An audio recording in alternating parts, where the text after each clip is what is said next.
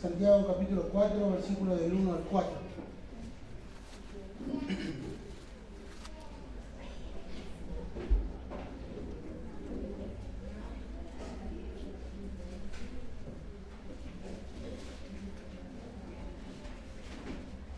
Amén. Santiago capítulo 4, del 1 al 4, seguimos compartiendo capítulo a capítulo, versículo a versículo de este libro, de esta hermosa carta. Amén. ¿Lo tiene mi hermano? Dice así la palabra del Señor. ¿De dónde vienen las guerras y los pleitos entre vosotros? ¿No es de vuestras pasiones las cuales combaten en vuestros miembros? Codiciáis y no tenéis, matáis y ardéis de envidia y no podéis alcanzar, combatís y lucháis, pero no tenéis lo que deseáis, porque no pedís. Pedís y no recibís, porque pedís mal para gastar en vuestros deleites. Oh almas adúlteras, ¿no sabéis que la amistad del mundo es enemistad contra Dios? Cualquiera pues que quiera ser amigo del mundo se constituye enemigo de Dios. Amén. Vamos a orar. Padre, te damos gracias en esta tarde y noche, Señor, por tu misericordia en este día que se ha sido derramada para con nosotros. Gracias por tus bondades, Señor. Gracias por todo lo que tú nos has regalado, que es mucho más de lo que merecemos. Y te pedimos que nos ayudes, Señor, a poder prestar atención a tu palabra, abrir nuestros oídos, Señor, inclinar nuestro corazón, Señor, y examinarnos a la luz de ello. Te pedimos que tu Espíritu Santo obre en nuestra vida para poder glorificar tu santo nombre. En el nombre de Cristo te lo pedimos. Amén y amén. Puede tomar su asiento, mi hermano, si así lo desea. El título del sermón que le he puesto es un llamado al arrepentimiento. Un llamado al arrepentimiento. Creo que Santiago está haciendo esta exhortación hacia la iglesia. Me olvidé de poner, perdón. ¿Sí? Está bien, listo. Rebobinamos. Creo que Santiago está haciendo un llamado al arrepentimiento de la iglesia. Y lo vamos a ver a lo largo de todos estos versículos que vienen desde el versículo 1, quizás sigue hasta el versículo 10, con palabras fuertes que Santiago está diciendo aquí a la iglesia. Ahora, el punto central de la carta que venimos compartiendo con nuestro hermano Samuel son la fe y las obras. Lo que Santiago quiere que la iglesia tenga son buenas obras, que su fe sea una fe llena de frutos, que tengamos obras, esas obras que glorifiquen a nuestro Dios. Entonces está dando esta exhortación a la iglesia. Santiago sabía a quién les está escribiendo. Santiago es el pastor, es el líder de la iglesia. Hay una audiencia principal que está escuchando el mensaje. Y él va a decirle a los hermanos en qué situación se estaban encontrando ellos. Ahora también el contexto de nosotros, de donde nosotros vivimos, en esta congregación o en cualquier congregación que abre su Biblia en el libro de Santiago, recibe también esta exhortación para cada uno de nuestro corazón, para cada uno de nuestra vida. Y esto es también para nosotros. Así que Santiago comienza a hablarle a la iglesia. Comienza a decirles estas palabras. Y como decía nuestro hermano Samuel, él recurre a preguntas retóricas, preguntas que él sabe la respuesta. Él va a llevarnos a reflexionar, él va a llevarnos a pensar. Él está haciendo este llamado a arrepentirnos, a examinarse a cada uno de nosotros si estamos viviendo en la fe, si estamos viviendo conforme al Evangelio que profesamos. Santiago sigue un hilo de argumentos en el cual estamos viendo y está apuntando. El mensaje de Santiago es apuntar al corazón. Apunta a nuestro corazón. Y lo hemos visto en varias ocasiones. Pero usted puede ver en estas palabras que Santiago está utilizando un lenguaje fuerte, ¿no? Está dirigiendo estas palabras directas y fuertes a esta audiencia que es propensa y dura, una audiencia quizás clasista, un poco racista quizás. Y menciona esta palabra: hay guerra entre ustedes. Hay codicia, matan, arden de envidia. Hay oraciones incluso egoístas. Hay oraciones incluso para sus propios deleites. Luego le dice en el versículo 4, almas adúlteras, infieles a Dios, enemigos de Dios, pero amigos del mundo. Estas son palabras duras. Esta es una tremenda exhortación de Santiago. Sabemos bien, mis hermanos, que en todas las iglesias, en todas las congregaciones, hay diferentes tipos de ovejas. Tenemos aquellas que están luchando y creciendo en la santificación, luchan con el pecado, todo creyente lucha con el pecado y está buscando, agradándole a Dios, poniendo esas barreras. Tenemos también un grupo de personas que pudieran ser inmaduras, están creciendo de a poco, pero son los primeros creyentes, los que han creído por primera vez, están allí iniciando sus primeros pasos, dicen y hacen cosas de personas inmaduras. Vemos en la Biblia, en el Nuevo Testamento, que hay personas así, pero también en medio de la congregación hay lobos, hay falsos maestros, hay falsos hermanos. En otras palabras, algunos que parecen ovejas, pero que no lo son. Es como pensar entre la cizaña y el trigo, crecen juntos. La cizaña es llamada este falso trigo que está en medio de la congregación. Y yo creo que esta exhortación que Santiago está haciendo a la iglesia, no solo es para aquellos que luchan con sus pasiones, aquellos que luchamos día tras día con el pecado, y es también que esto nos tiene que llevar a arrepentirnos, esto nos tiene que llevar a examinar nuestra vida, sino también para aquellos que tienen una apariencia de creyente, pero que no lo son. Es una exhortación grande que hace. Aquellos que son de doble ánimo, aquellos que tienen la apariencia de piedad, aquellos soberbios que están dando rienda suelta al pecado, Él les habla y Él hace esta exhortación, este llamado al arrepentimiento, para que ellos crean y dejen de vivir de esa manera. Así que nuestro versículo 4 comienza allí. ¿De dónde vienen las guerras y los pleitos entre vosotros? ¿No es de vuestras pasiones las cuales combaten vuestros miembros? Santiago hace una pregunta, pero con una pregunta responde. En medio de ustedes hay guerras. Palabra fuerte decir guerra que hay en una congregación. Hay guerras, hay bandos, hay destrucción, pleitos, enojo, ira, desilusión, discordia. Este es el gran problema, esta es la gran problemática que tenían. No están muy lejos de varias congregaciones de lo que pudiera pasar. Y dice Santiago, responde en forma de pregunta. Estas pasiones, estos deseos internos que vienen de su propio corazón. Estos son los que combaten. Ustedes le están dando rienda suelta. Estas son las pasiones, estos deseos que luchan desde nuestro interior. Y en esta lucha de nuestro interior, dice Santiago, sale un ganador. Y ese ganador es el pecado. ¿Por qué? Porque forman las guerras, porque forman los pleitos. Dejan claro que la pelea entre los hermanos viene del ganador de nuestro interior. Y ese ganador de nuestro interior son esas pasiones, son esos fuertes deseos que no son sometidos a la palabra de Dios. Y producen estas guerras.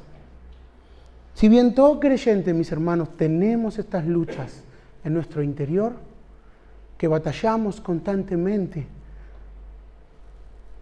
aparentemente Santiago está dando a entender que esto era algo recurrente, esto era un hábito en la persona.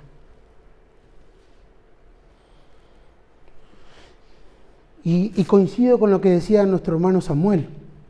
Nuestro hermano Samuel decía, hay gran similitud entre Santiago y Pablo. Y la verdad que lo vemos. Cada vez que compartimos lo vemos. Pablo dice algo similar en el libro de Romanos, capítulo 6, versículo 12. En la versión NTV se los voy a compartir. dice Pablo, no permitan que el pecado controle la manera en que viven. No caigan ante los deseos pecaminosos. No dejen que ninguna parte de su cuerpo se convierta en un instrumento del mal para servir al pecado. En cambio, entréguense completamente a Dios, porque antes estaban muertos, pero ahora tienen una vida nueva. Así que dice Pablo, usen todo su cuerpo como un instrumento para hacer lo que es correcto para la gloria de Dios. El pecado ya no es más su amo, porque ustedes ya no viven bajo las exigencias de la ley, en cambio viven en la libertad de la gracia de Dios. No es más su amo el pecado. Si Cristo, si nuestro Dios, si nuestro Señor, si nuestro Dios es nuestro amo, entonces tenemos el poder por medio del Espíritu Santo, por medio de la palabra de Dios, de someter esas pasiones. Ahora bien, si el mundo es tu amo, le vas a dar rienda suelta al pecado. Va a haber un desenfreno. Entonces Santiago dice, las pasiones son las causas de los conflictos. Y recuerda que veníamos dando algunas preguntas, algunas aplicaciones, cuando preguntábamos qué escuchamos cuando escuchamos, qué vemos cuando vemos, dónde prestamos nuestros oídos, dónde ponemos nuestros ojos, dónde vivimos en este mundo, qué le damos de comer a nuestro hombre interior. Cuando hablamos de la ilustración de estos dos perros que están en nuestro interior, que batallan constantemente, y siempre preguntamos, ¿quién ganará? Bueno, ganará el que alimentes más. Entonces, ¿dónde ponemos nuestros oídos? ¿Dónde ponemos nuestros ojos? ¿Dónde van dirigidos nuestros pies? El que más alimente, ese ganará. Y esa es la lucha constante que quizás también tiene el creyente. Pablo dice, hay esta ley en mis miembros, en Romanos 7. Queriendo yo hacer el bien, hallo esta ley que está mal en mí. Según el hombre interior, dice Pablo, me deleito en la ley de Dios. Pero veo otra ley en mis miembros que se revela contra la ley de mi mente y me lleva cautivo la ley del pecado que está en mis miembros. Y Pablo dice, no, miserable de mí, le duele, siente eso. ¿Quién me librará de este cuerpo de muerte? Gracias doy a Dios por Jesucristo, Señor nuestro. Escuchaba a un pastor diciendo y aconsejando, el cristiano no puede tomarse vacaciones de ser un cristiano. No podemos dejar que avance, que dejemos las cosas que el Señor nos ha regalado en su gracia para poder fortalecernos día a día.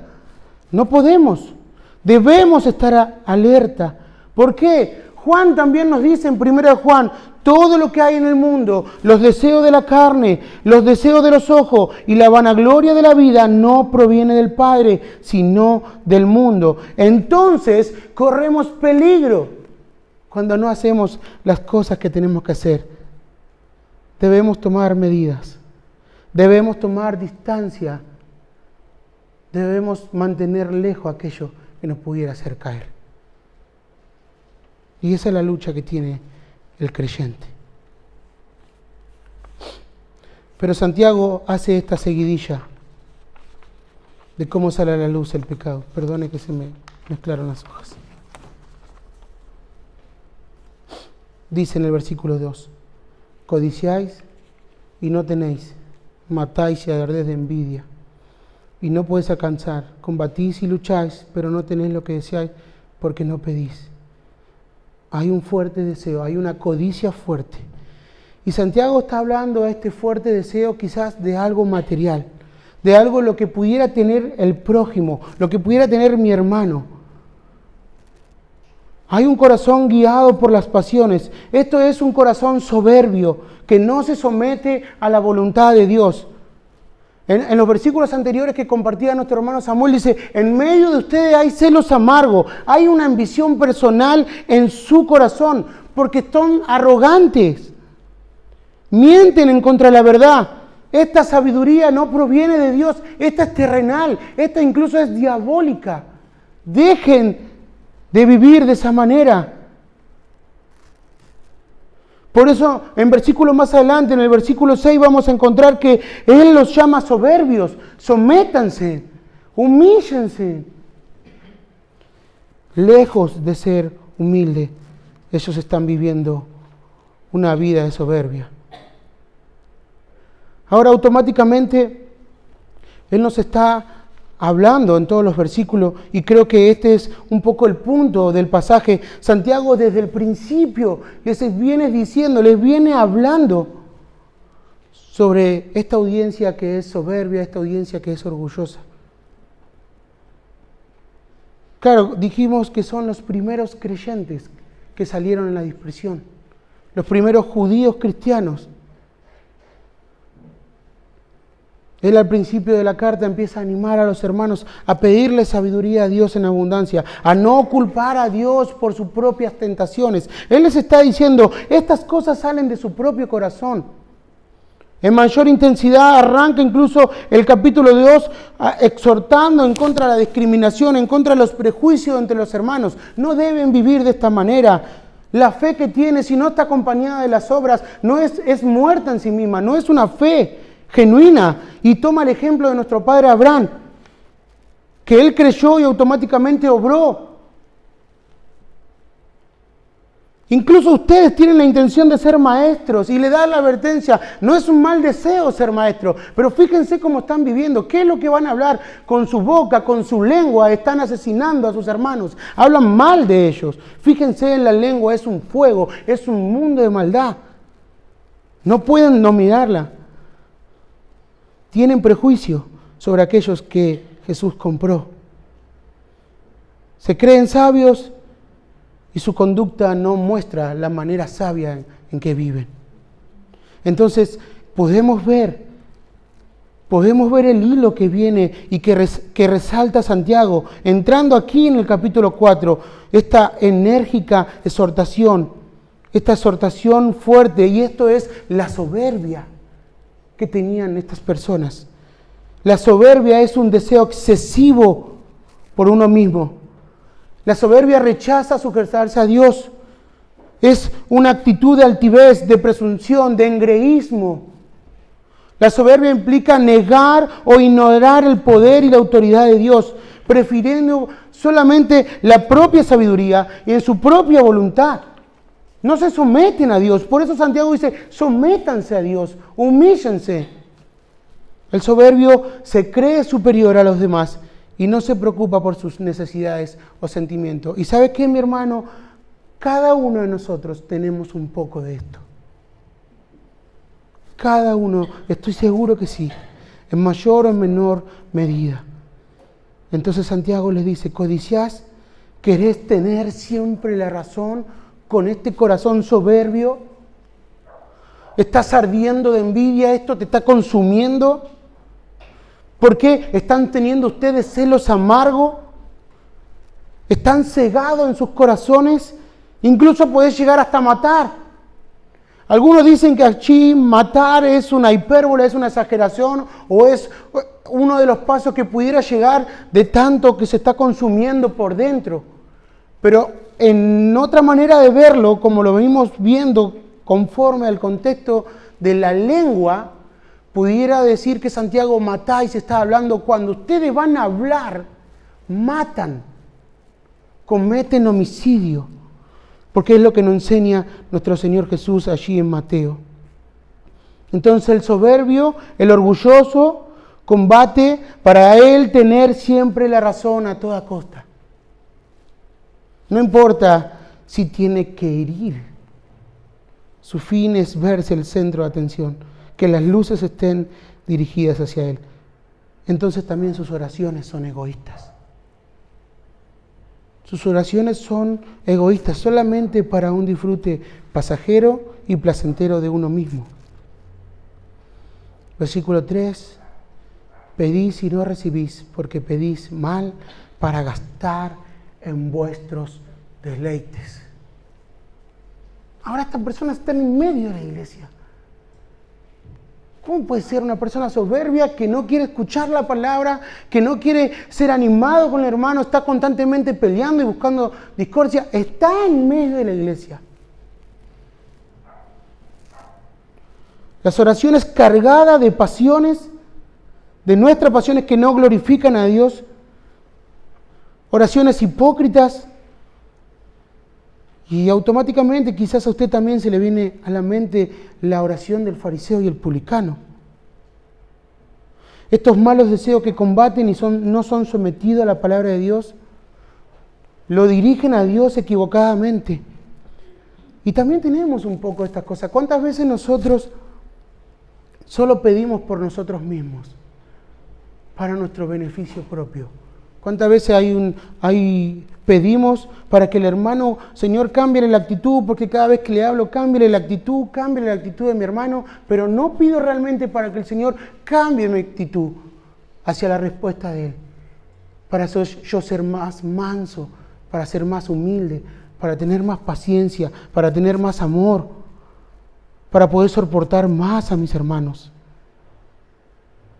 Una oración soberbia está cargada de adulación, de motivos egocéntricos, las cuales no encajan con la voluntad de Dios. Entonces Santiago le dice, vas a pedir, pedís mal y no vas a recibir. No llega ni al techo la oración. ¿Por qué? Porque es para tu beneficio egoísta y no es para la edificación. No es en amor, no es en una necesidad, solo para gastar en tus propios deleites. Fuerte, Santiago.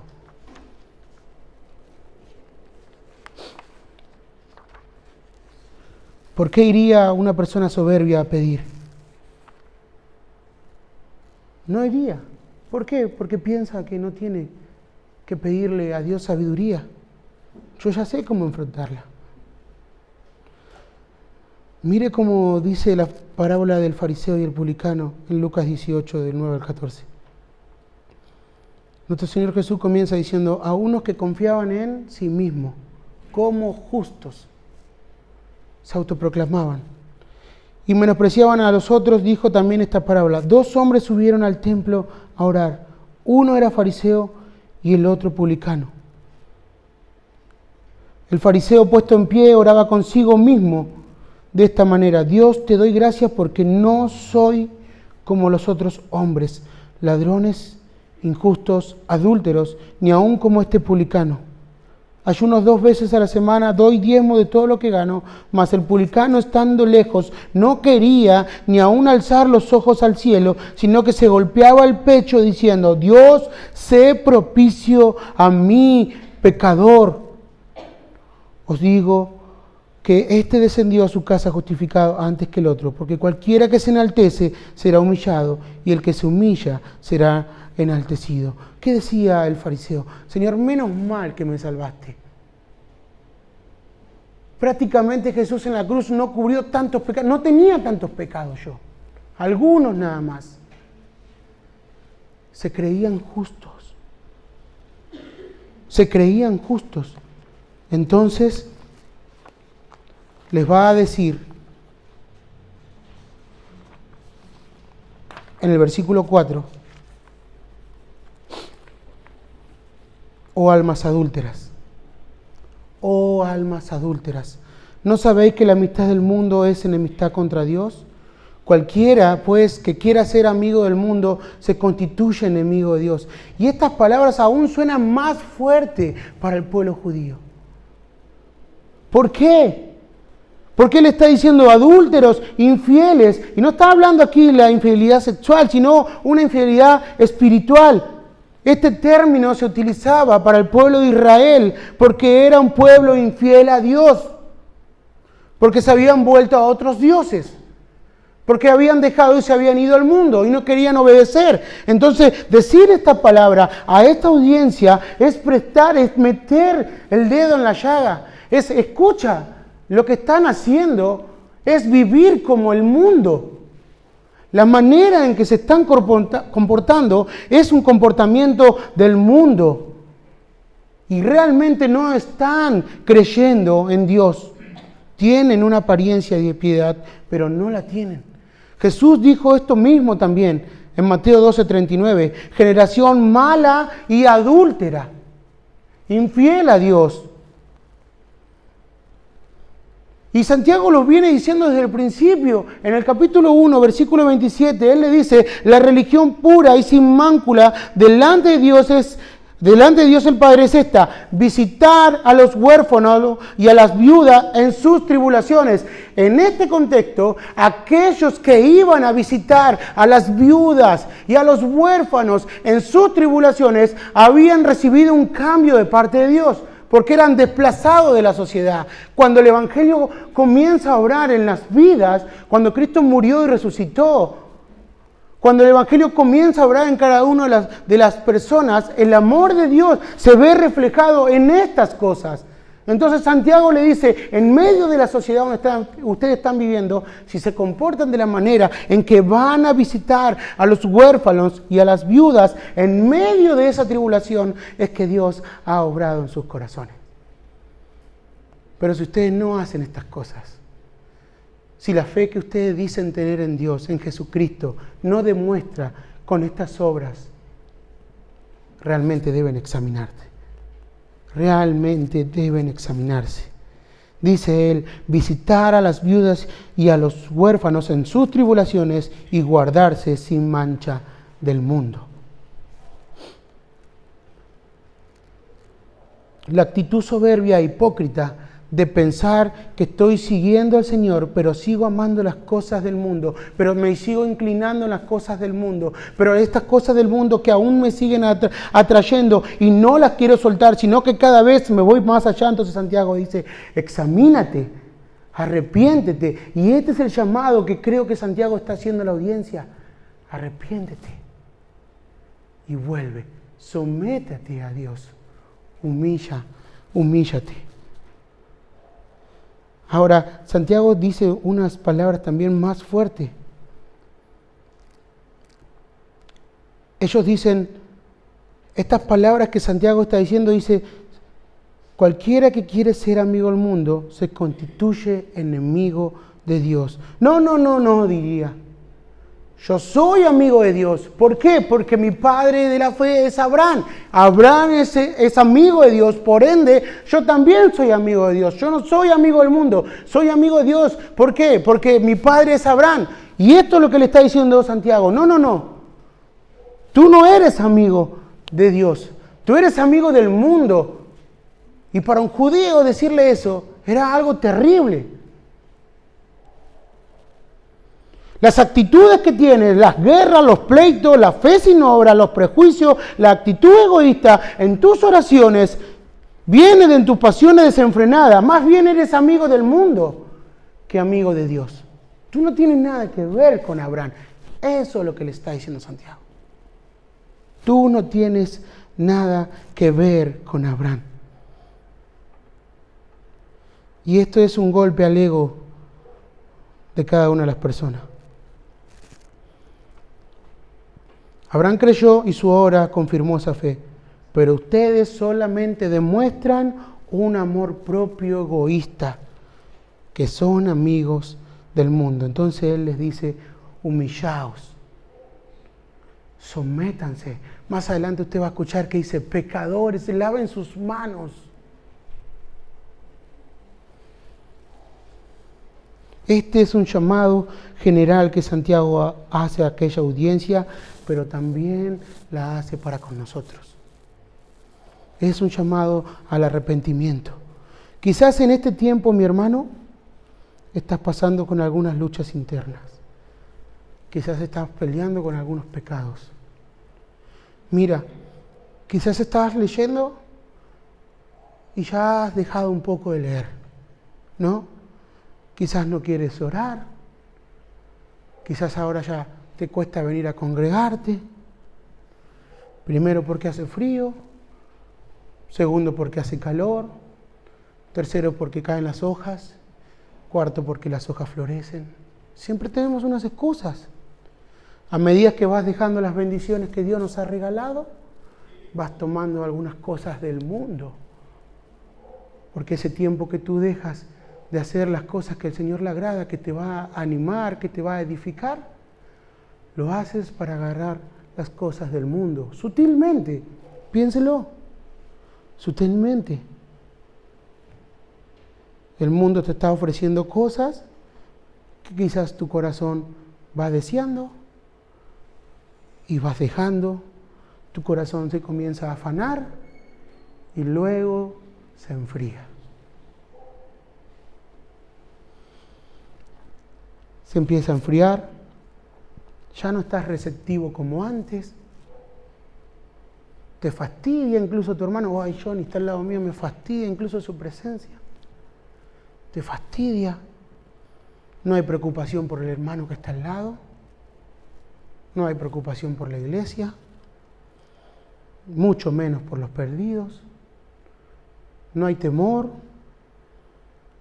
las luchas ya no son luchas, empiezas a pelear, empiezas a cuestionar todo lo que se hace mal, yo lo haría mejor, y comienzas a alejarte, hasta que te alejaste.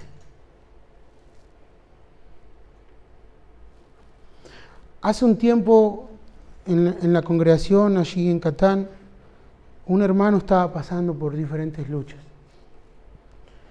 Y la verdad que obviamente en la confianza entre hermanos pudimos charlar y entre varios hermanos y hemos orado por él, por esta circunstancia que tenía en su familia.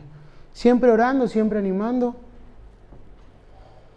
En un momento había dejado de venir, le preguntamos por qué, por esta circunstancia, qué pena, pero no dejes, luchá, te animamos. Busca la manera, busca el refugio en el Señor, en la palabra, conoces la palabra. De repente cada vez vino menos. Luego lo crucé en la calle, sus actitudes eran diferentes, sus comportamientos eran cada vez más raros. Se alejó y se fue al mundo. Después de un año lo volví a ver, hablé de vuelta con él, hablé nuevamente del Señor. Y otra vez no lo vi más. Y sé que está en el mundo. No es que fue a otra congregación.